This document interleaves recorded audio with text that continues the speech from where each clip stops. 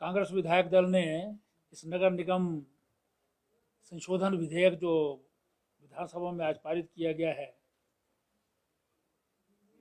Walkout किया और flimsy ground पर किया कि अमेंडमेंट इन्होंने दी थी उसमें एक सेक्शन के लिए कि जो अथॉरिटी उसमें जो है वो हमने स्टेट गवर्नमेंट या डीसी को बनाया है, not below the rank of deputy commissioner, वो इलेक्शन कमीशन को जो है वो होना चाहिए, जो कहीं भी कॉन्स्टिट्यूशनली जो है वो प्रावधान नहीं हो सकता।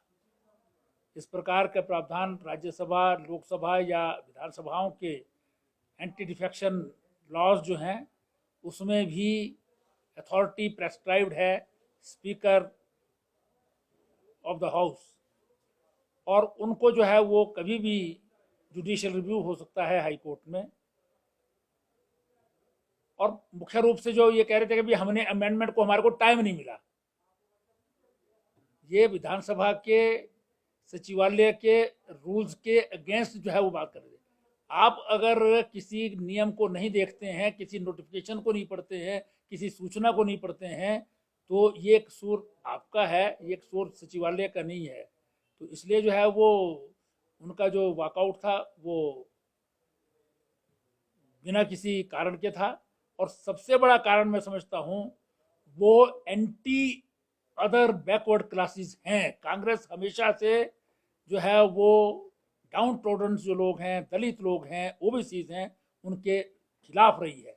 और आज भी क्योंकि नगर निगम संशोधन विधेयक में मुख्य रूप से मेयर के इलेक्शन में अभी तक जो है वो ओबीसी नहीं रखा गया था। ठाकुर जयराम जी की सरकार ने पहली बार ये संशोधन विधानसभा में लाया कि अब एससी एसटी वीमेन के साथ साथ ओबीसी को भी अपने रोस्टर के हिसाब से जो है वो रिजर्वेशन दिया जाएगा, क्योंकि 5 जो है वो हमारी नगर निगम बन गई हैं।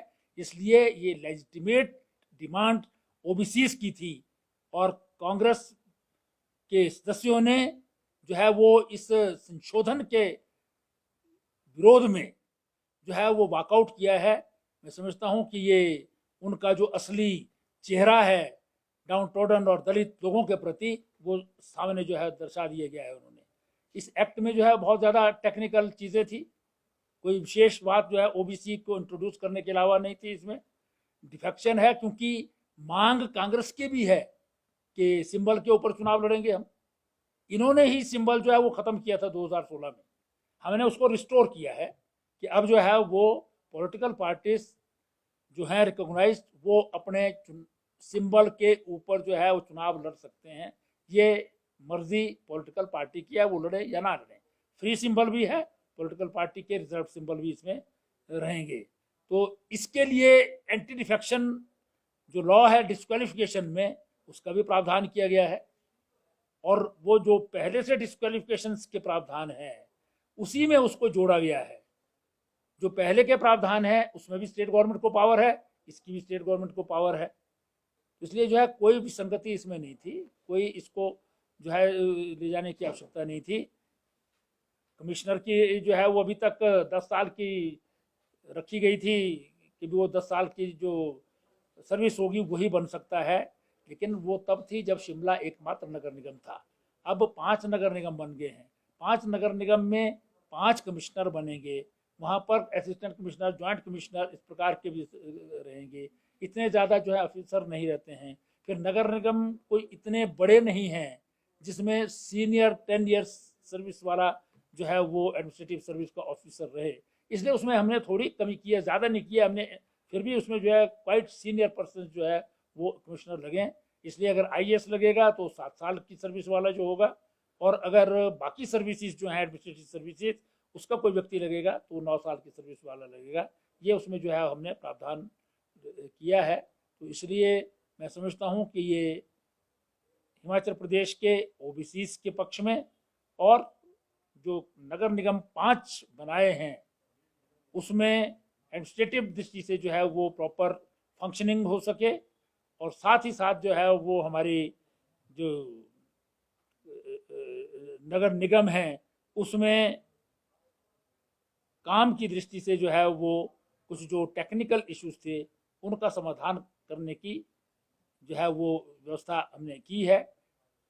रूल्स हम नोटिफाई कर रहे हैं, साथ ही जो कैबिनेट ने अप्रूव किए हैं और इलेक्शन कमीशन से कंसल्टेशन के बाद किए हैं, उसमें जो है वो ये सारे प्रावधान, रोस्टर का प्रावधान जो है उसमें होता है, तो वो उसमें रहेगा। और हम रोस्टर एज इट इज रख रहे हैं, जैसा रोस्टर कॉर्पोरेशन में ऑलरेडी है। ये बिल आता है, जो प्रावधान पहले से बिल में थे, एक्ट में थे, उनमें कुछ विसंगतियां थी, उनकी अमेंडमेंट की है। जैसे रूल्स में हमने प्रोविजन किया है कि पॉलिटिकल पार्टीज के सिंबल आएंगे, तो इसलिए उसमें पॉलिटिकल पार्टी को डिफाइन करना जरूरी था, वो हमने अमेंडमेंट की है।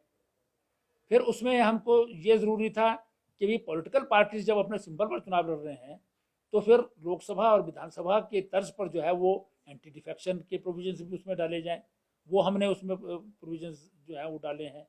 फिर हमने जो है वो उसमें प्रोविजन डाला है कि मेयर के चुनाव जो हैं वो पूरे प्रदेश में होने वाले हैं। 5 विधानसभा म्यूनसिपल कॉरपोरेशन हो गई हैं, 5 हो गई हैं। उनमें शिमला का रोस्टर शिमला का है, धर्मशाला का है, 3 नए कॉरपोरेशन बने हैं। इन सब में ओबीसी नहीं था। वार्ड के काउंसलर के लिए ओबीसी प्रोविजन ऑलरेडी था, लेकिन वो 5% अगर कहीं ओबीसी की पॉपुलेशन हो तब। लेकिन मेयर के लिए नहीं था ये प्रोविजन। हमने मेयर के लिए प्रोविजन किया है कि मेयर के चुनाव में रोस्टर जो है वो रोटेशन में जाएगा।